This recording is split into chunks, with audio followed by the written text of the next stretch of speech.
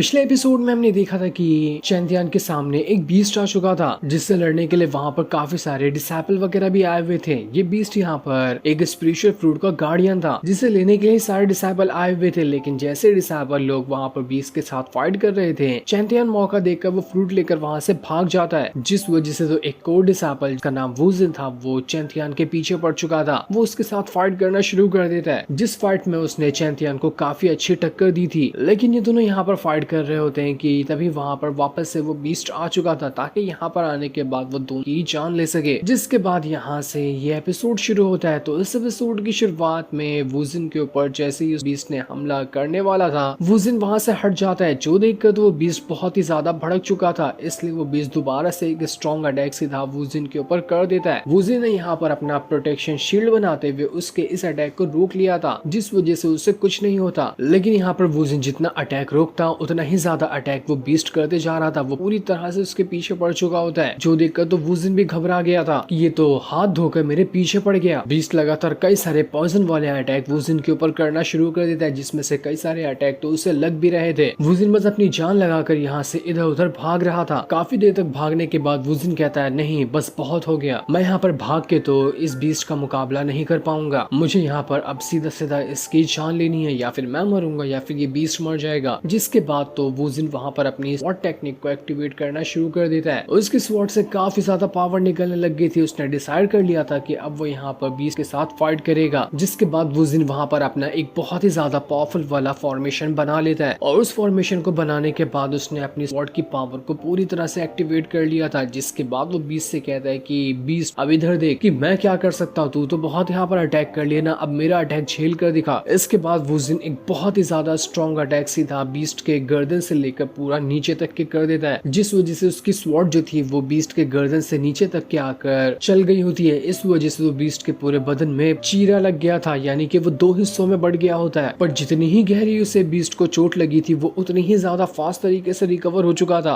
वो फिर से यहाँ पर वुजिन के साथ फाइट करने के लिए तैयार बैठा था। वुजिन पगला जाता है कि ये क्या हुआ, इस अटैक से तो अच्छे से अच्छे लोग या फिर कोई बीस्ट वगैरह क्यों ना हो वो मर जाते हैं, लेकिन इससे तो देखो मेरा जितना स्ट्रॉन्ग अटैक था उसने उतनी ही जल्दी रिकवर खुद को कर लिया। दूर खड़ा चैंतियान ये देखकर एकदम ज्यादा हैरान था कि ये किस तरह का बीस्ट है, बड़ा ही अजीब और खतरनाक है, ये तो मरने का नाम ही नहीं ले रहा। ऐसा लग रहा है कि ये बीस्ट पगला चुका है, इसे कितनी भी कोशिश करो लेकिन ये मरेगा ही नहीं। तो वहीं बीस्ट वापस से वुजिन के पीछे पड़ चुका।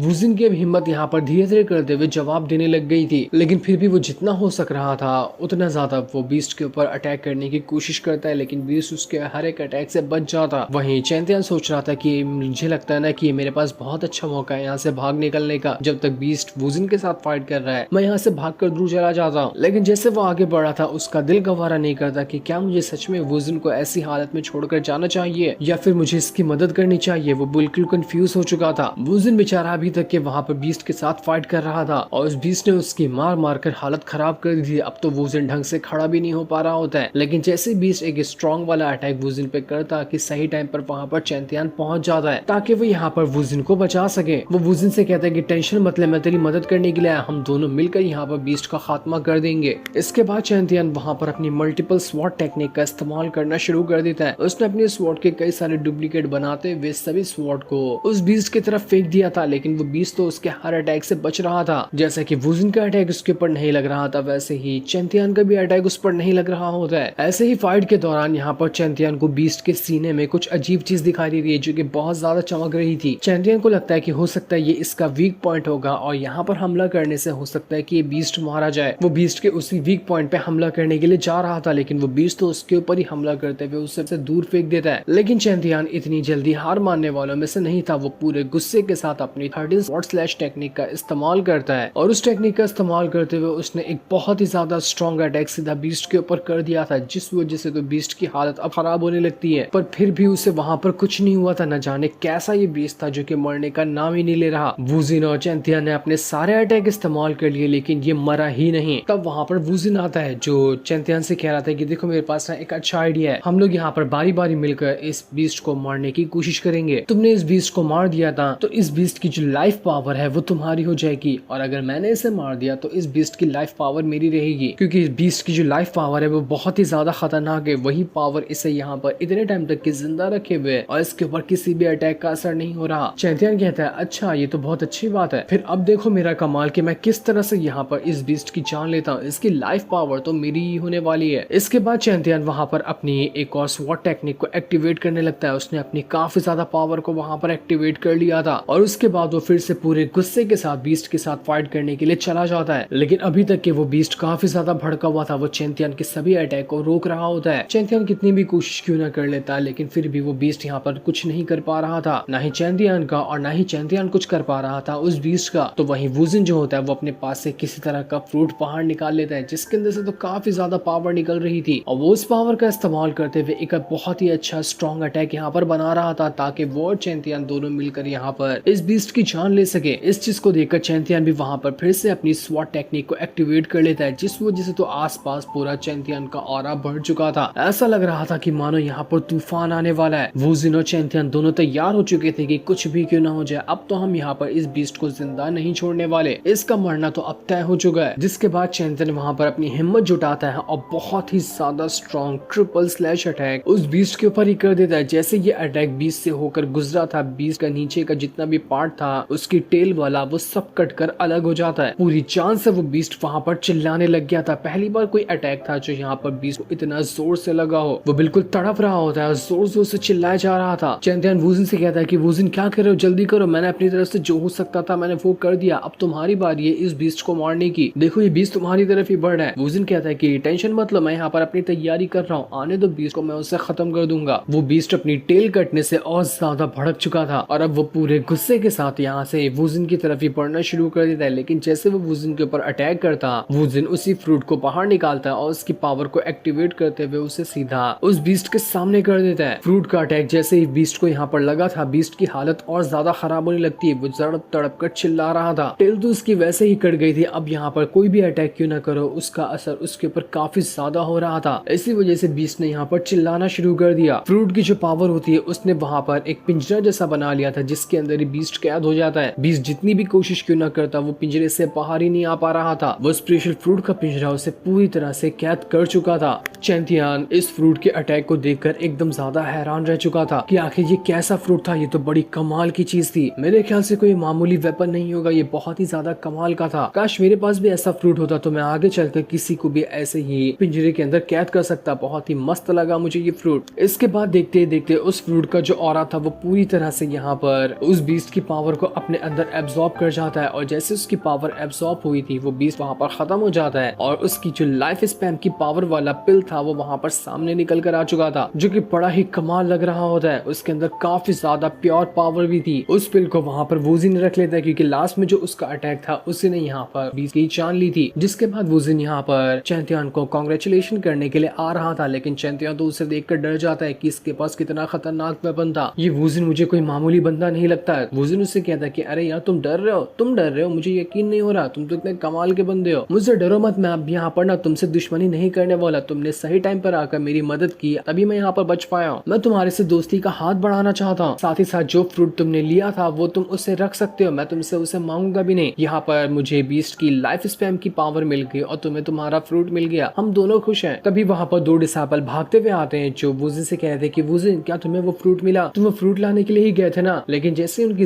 नजर चैंतियन पे पड़ती है वो कहते हैं कि अरे ये यहाँ पर खड़ा हुआ है, यही वो बंदा है ना जो फ्रूट लेकर भागा था, तुमने इससे फ्रूट लिया कि नहीं लिया। यहाँ पर तो अभी हम दोनों ही आए हैं, बहुत सारे डिसाइपल आने वाले हैं ताकि सब मिलकर इस बंदे से वो फ्रूट हासिल कर सके। जिसके बाद वो लोग वहाँ पर वुजिन को संभालते हुए वहाँ से ले जा रहे थे। वुजिन जाते हुए सभी से कहता है कि देखो चैंतियन को भी ना यहाँ से मेरे साथ ही ले चलो, सजा देने के लिए नहीं बल्कि इसे आराम देने के लिए। इसने मेरी जान बचाई है तो हमें इसके सामने रिस्पेक्ट पेश करनी होगी, इसकी खातिरदारी करनी होगी। दूसरा वाला डिसाइपल जो होता है वो उस लड़की डिसाइपल से कहता है कि देखो मैं चैंतियन की जिम्मेदारी ना तुम्हें दे रहा हूँ, वो भी थका हुआ तो तुम उसे सहारा दो और सहारा देते हुए हमारे साथ ले चलो। वो लड़की गुस्सा हो जाती है कि मुझे अनजान इंसान के साथ ऐसे थोड़ी ना छोड़ा जाता है, लेकिन फिर भी वो क्या ही कर सकती थी, इसलिए वो गुस्सा होते साथ ही चैंतियन को अपने कंधे पे सहारा देते हुए वहां से ले जा रही होती है। वो चैंतियन को बुरा भला कह रही थी, जो चीज चैंतियन यहाँ पर सुन लेता है और अपना और ज्यादा वजन टाइट कर देता है उस लड़की के कंधे पे ताकि उसे और ज्यादा तकलीफ हो उसे ले जाने में। वो लड़की कहती कि अबे यार तू इतनी जल्दी इतना भारी कैसे हो गया, अबे तो तू हल्का फुल्का था ना, लगता है कि तू यहाँ पर जानबूझ के नाटक कर रहा है। वही दूसरा डिसाइपल जो होता है वो वुजिन से पूछ रहा था कि अरे ब्रो तू